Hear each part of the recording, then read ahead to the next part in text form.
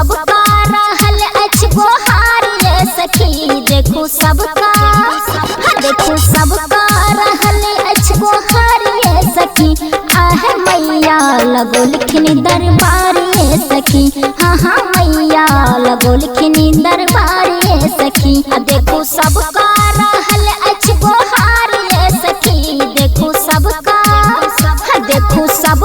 रहल अछि गोहार ये सखी। आहे मैया लगोलखिन दरबार ये सखी। हाँ हाँ मैया लगोलखिन दरबार ये सखी।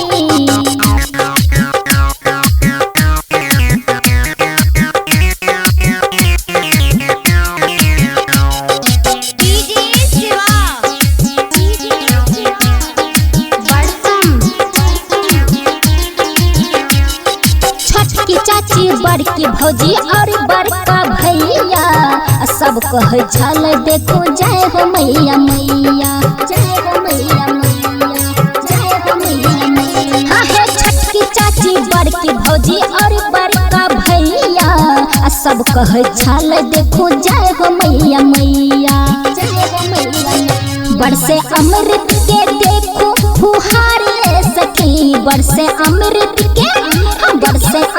के देखो फुहार ये सखी। आहे मैया लगोलखिन दरबार है सखी।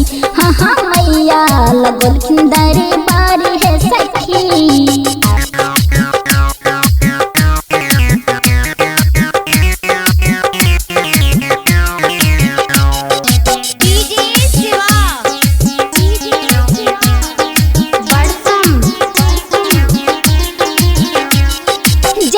जकर पूरा भेलै माने के सरधा नाच गद उड़ाबै दरबारी में गरदा। हे जकर पूरा भेलै माने के सरधा नाच गद उड़ाबै दरबारी में गरदा। करे सब मिलके मैया के सिंगार ये सखी। करे सब मिलके मैया के सिंगार ये सखी। आजू मैया लगोलखिन दरबार ये सखी। हाँ हाँ मैया लगोलखिन दरबार ये सखी।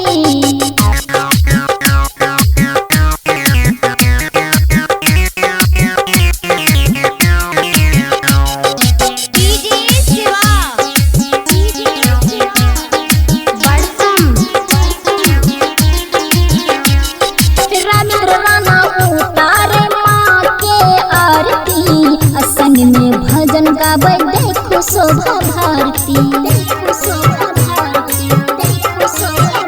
हाँ हाँ रविंद्र राणा उतारे माँ के आरती। संग में भजन गाबै देखो शोभा भारती।